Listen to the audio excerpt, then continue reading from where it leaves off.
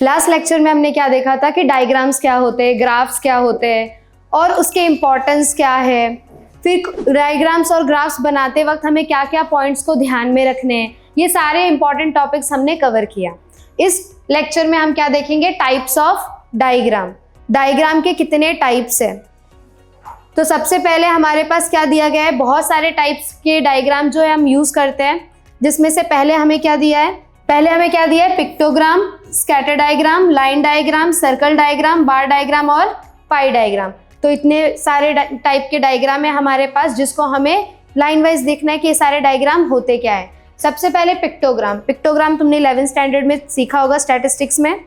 कुछ इस तरीके का डायग्राम जहाँ पे हम क्या करते हैं कि एक सिंबल बनाते हैं और उसको रिप्रेजेंट करते हैं। जैसे यहाँ पे एक जो सिंबल है वो क्या रिप्रेजेंट कर रहा है, 10 पीपल। तो इस तरीके के जो डायग्राम्स होते हैं उसको हम क्या बोलते हैं, पिक्टोग्राम। उसके बाद दूसरा हमारे पास क्या है, स्कैटर डायग्राम। स्कैटर डायग्राम में क्या होते हैं, इस तरीके से सारे पॉइंट स्कैटर्ड होते हैं। तो ये जो डायग्राम है ये क्या है, स्कैटर डायग्राम। तीसरा हमारे पास क्या है, लाइन डायग्राम, जहाँ पे सारे पॉइंट्स को हम कनेक्ट करते हैं और एक लाइन बनता है, एक कर्व बनता है, तो उसे हम बोलते हैं लाइन डायग्राम। उसके बाद है हमारे पास सर्कल डायग्राम। सर्कल डायग्राम जो सर्कल्स में डिफरेंट डेटा को रिप्रेजेंट कर रहा है, तो उसे हम क्या बोलते हैं, सर्कल डायग्राम। ये भी तुमने 11th स्टैंडर्ड में सॉल्व किया है। उसके बाद क्या है, बार डायग्राम। बार डायग्राम जो बार्स के फॉर्म में डेटा को रिप्रेजेंट कर रहा है। और लास्ट हमारे पास क्या है, पाई डायग्राम। पाई डायग्राम जो पूरे सर्कल को डिवाइड करके हम डेटा को रिप्रेजेंट करते हैं, डेटा को शो करते हैं, तो उस टाइप के डायग्राम को क्या बोलते हैं हम, पाई डायग्राम। तो इतने सारे डिफरेंट टाइप के डायग्राम्स हैं हमारे पास, लेकिन हमें हमारे सिलेबस में डिटेल में कितने को स्टडी करना है, सिर्फ और सिर्फ 3 टाइप के डायग्राम को। पहला क्या है हमारे पास, लाइन डायग्राम, दूसरा बार डायग्राम और तीसरा पाई डायग्राम। ये 3 को हमें डिटेल में स्टडी करना है। आया समझ में। तो सबसे पहले हमारे पास है time based line diagram. Time based line diagram होता क्या है, a line diagram shows the relationship between two variables over time, typically used in economics to display trends like demand, supply, population growth, inflation, literacy, etc. क्या बोला है कि ऐसा line diagram जो हमें क्या बता रहा है, 2 वेरिएबल्स के बीच का रिलेशनशिप बता रहा है। 2 वेरिएबल्स के बीच का हमें रिलेशन बताएगा ओवर टाइम। ओवर टाइम यानी कि एक तो वेरिएबल उसमें टाइम रहेगा, तो टाइम और दूसरा वेरिएबल के बीच में हमें रिलेशन बताएगा। और किस टाइप का हमें यहाँ पे डेटा हम यूज करते हैं, जैसे डिमांड के रिलेटेड, सप्लाई के रिलेटेड, पॉपुलेशन ग्रोथ के रिलेटेड, इन्फ्लेशन, लिटरेसी। तो यानी एक वेरिएबल हमारे पास टाइम रहेगा, दूसरा हमारे पास इनमें से कोई भी वेरिएबल हो सकता है, और उन दोनों के बीच का हमें क्या शो कर रहा है, ये रिलेशन बता रहा है। वो भी किस फॉर्म में, एक लाइन के फॉर्म में या एक कर्व के फॉर्म में, या इसको हम बोल सकते हैं स्लोप के फॉर्म में। तो उस टाइप के डायग्राम को हम क्या बोलते हैं, लाइन डायग्राम। अब टाइम बेस्ड लाइन डायग्राम का मतलब क्या हो गया कि एक वेरिएबल क्या होगा इसमें, टाइम, जिसमें हमारे एक्स एक्सिस पे हम क्या रिप्रेजेंट करते हैं, इंडिपेंडेंट वेरिएबल्स, और यहाँ पे इंडिपेंडेंट वेरिएबल हमारे पास क्या होगा, टाइम।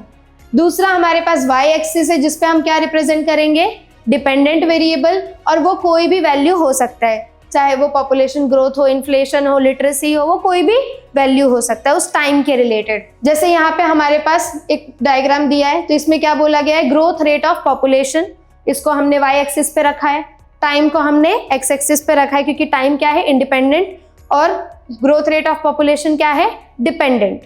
और यहाँ पे क्या है कि जितने भी पॉइंट्स थे, जो भी डेटा था, वो सारे डेटा को रिप्रेजेंट करने के बाद सबको क्या किया गया, पॉइंट से कनेक्ट कर दिया, सारे पॉइंट्स को क्या कर दिया, कनेक्ट कर दिया। तो ये जो कर्व बन रहा है, जो लाइन बन रहा है, इस टाइप के डायग्राम को हम क्या बोलते हैं, लाइन डायग्राम। तो लाइन डायग्राम क्लियर है, 2 वेरिएबल के बीच का रिलेशन बताएगा, स्लोप के फॉर्म में, लाइन के फॉर्म में। और टाइम बेस्ड लाइन डायग्राम में क्या हो गया कि एक वेरिएबल हमारे पास क्या होगा, टाइम, और दूसरा उस टाइम के रिलेटेड कोई डेटा हो सकता है।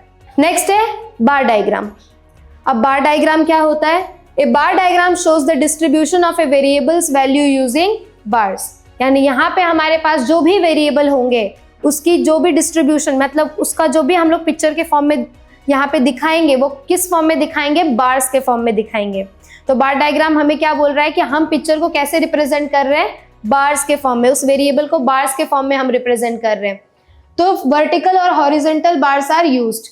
हम वर्टिकल बार्स भी यूज कर सकते हैं, हॉरिजॉन्टल बार्स भी यूज कर सकते हैं। वर्टिकल बार का मतलब ये हो गया, इस टाइप के बार डायग्राम्स भी बनेंगे, हॉरिजॉन्टल का मतलब क्या है, इस टाइप के बार डायग्राम्स भी बनेंगे, ठीक है। तो दोनों टाइप के बार्स को यूज किया जा सकता है।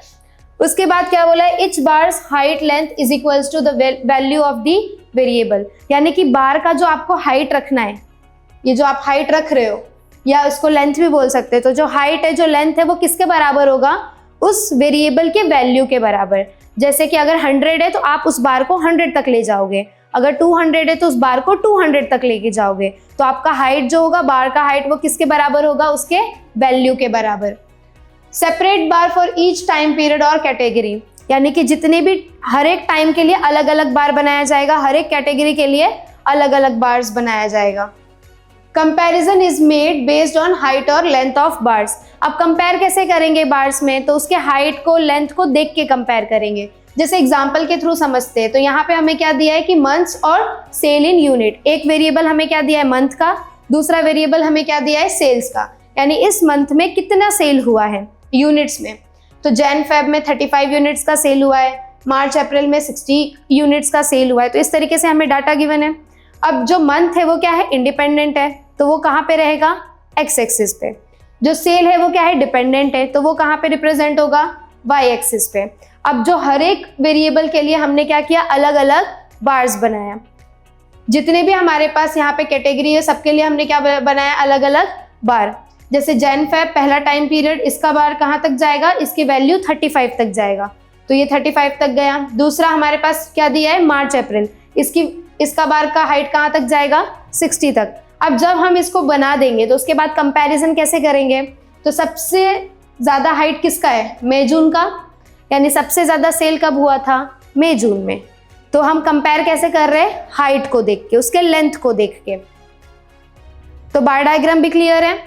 नेक्स्ट है हमारे पास टाइप्स ऑफ बार डायग्राम, जिसमें पहला क्या है, सिंपल बार डायग्राम, वो तो तुमने देख लिया अभी। सिंपल बार डायग्राम जिसमें हमारे पास क्या होता है, एक वेरिएबल होता है, एक बेस होता है। बेस किसको बोलते हैं, जो एक्स एक्सिस पे होता है। जैसे यहाँ पे बेस क्या है हमारे पास, मंथ, और उस पे डेटा जो हमें दूसरा वेरिएबल जो दिया है वो क्या है, एक ही वेरिएबल होगा। जैसे हमें यहाँ पे क्या दिया है, सेल ऑफ यूनिट्स, जो भी है सेल इन यूनिट्स, तो वो हमें दे दिया है। तो एक वेरिएबल होगा, एक बेस होगा, तो उस टाइप के डायग्राम, बार डायग्राम को क्या बोलेंगे हम, सिंपल बार डायग्राम। नेक्स्ट है हमारे पास क्लस्टर्ड बार डायग्राम। क्लस्टर्ड बार डायग्राम में क्या होता है, क्लस्टर ऑफ बार्स बनेंगे for more than one category of the same variable. अब हमारे पास सेम वेरिएबल है लेकिन उसकी कैटेगरी जो है वो एक से ज्यादा है। जैसे पिछले वाले एग्जाम्पल में क्या था, सेल इन यूनिट्स, यानी कि इस मंथ में हमने इतना सेल किया। अब जो सेल है वो एक से ज्यादा कैटेगरी में डिवाइड हो जाएगा, यानी एक वेरिएबल जो है वो ज्यादा कैटेगरी में डिवाइड होने वाला है। तो जैसे सेल इन यूनिट्स को हमने 3 कैटेगरी में डिवाइड कर दिया। पहला क्या बोला, स्मॉल साइज यूनिट्स, दूसरा क्या है, मीडियम साइज यूनिट्स, और तीसरा क्या है, लार्ज साइज यूनिट। यानी हमारे वेरिएबल जो है वो डिफरेंट कैटेगरीज में डिवाइड हो गए। अब जो बार्स बनेगा तो बहुत 3 क्लस्टर्स बनेंगे, 3 बार बनेंगे ना एक साथ, क्योंकि जैन फेब में 3 आ गए, स्मॉल साइज का सेल, मीडियम साइज का सेल और लार्ज साइज का सेल। तो एक हमारे पास बेस है जिसपे हमारे पास 3 डेटा आ गए, तो हमारे पास क्लस्टर ऑफ बार्स बनेगा। जैसे जैन फेब में पहला बार कहाँ तक जाएगा, 30 तक, जो क्या इंडिकेट करेगा, स्मॉल साइज चॉकलेट। उसके बाद दूसरा क्या है, 15 तक, जो हमें क्या रिप्रेजेंट करेगा, मीडियम साइज चॉकलेट। और तीसरा क्या है, 25, जो हमें रिप्रेजेंट कर रहा है 25 यूनिट्स का, जो लार्ज साइज चॉकलेट्स है उसको हमने यहाँ पे सेल किया है।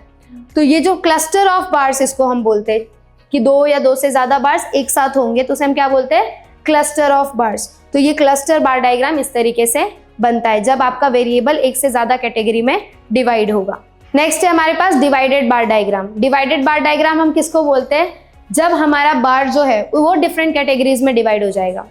जो सिंगल बार है उसी को हम डिवाइड करेंगे यहाँ पे।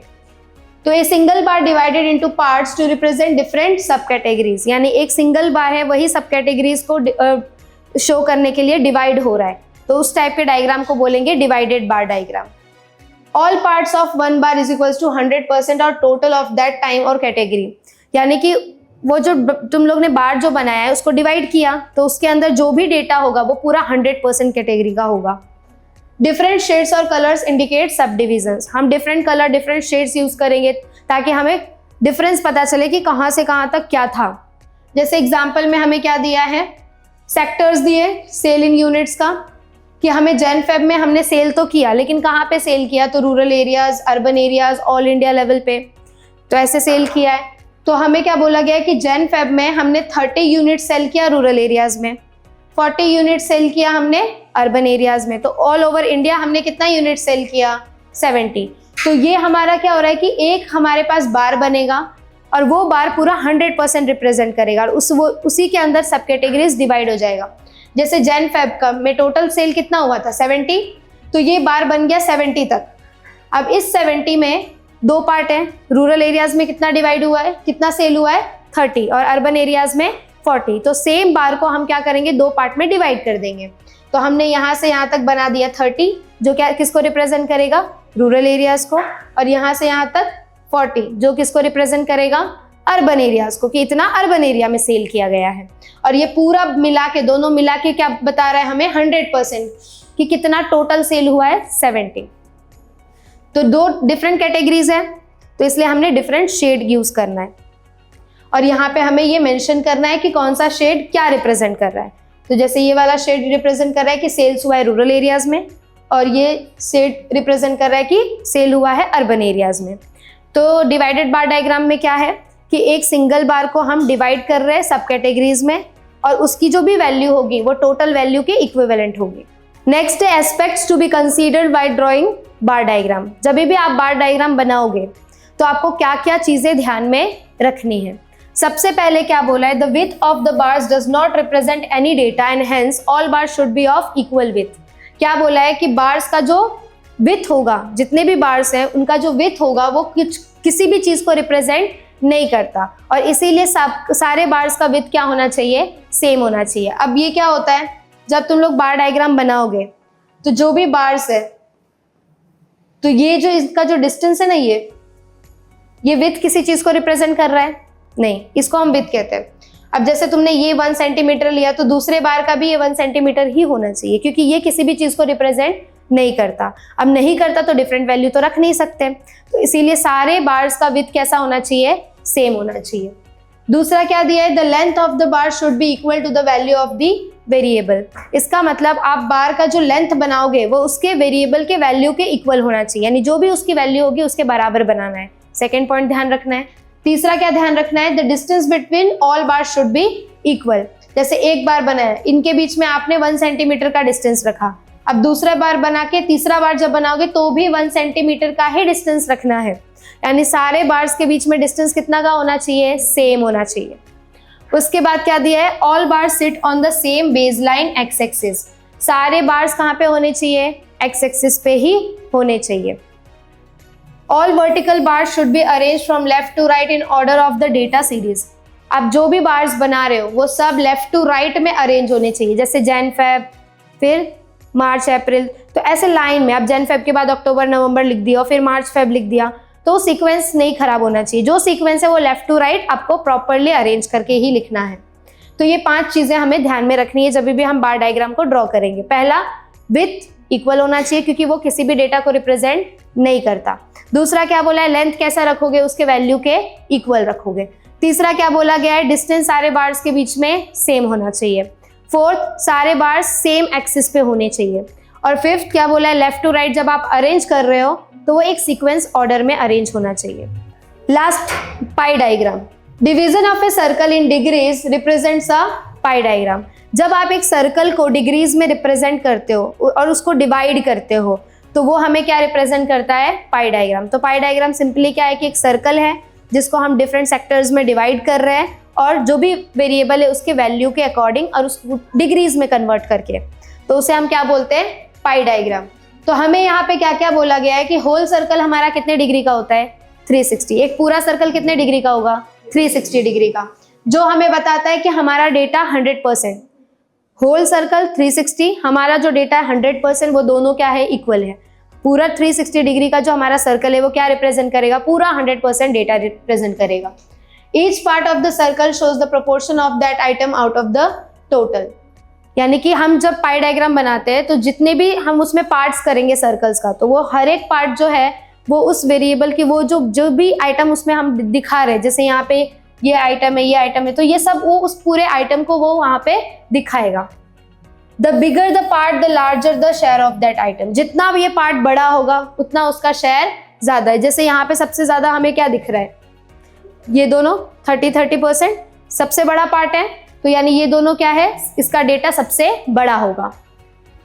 अब जब भी हमारे पास डेटा दिया रहता है तो उसको डिग्रीज में कन्वर्ट करेंगे तभी तो पाई डायग्राम बनेगा। तो डिग्रीज में कन्वर्ट करने का फॉर्मूला क्या है, component value divided by total value multiply 360 degree. Component value का मतलब उस डेटा की वैल्यू क्या है, टोटल वैल्यू यानी कि आपके पास जो भी डेटा है उसका टोटल निकालो और आप उसको 360 डिग्री में कन्वर्ट कर रहे हो, डिग्रीज में कन्वर्ट कर रहे हो। टोटल डिग्री कितना है 360, इसलिए आप 360 को मल्टीप्लाई करोगे। जैसे एग्जाम्पल में क्या दिया कि हमारे पास आइटम क्या है, book, stationery, phone, food, cloth, ये आइटम्स दिया है हमें। अब इसको हमें किधर रिप्रेजेंट करना है, पाई डायग्राम में।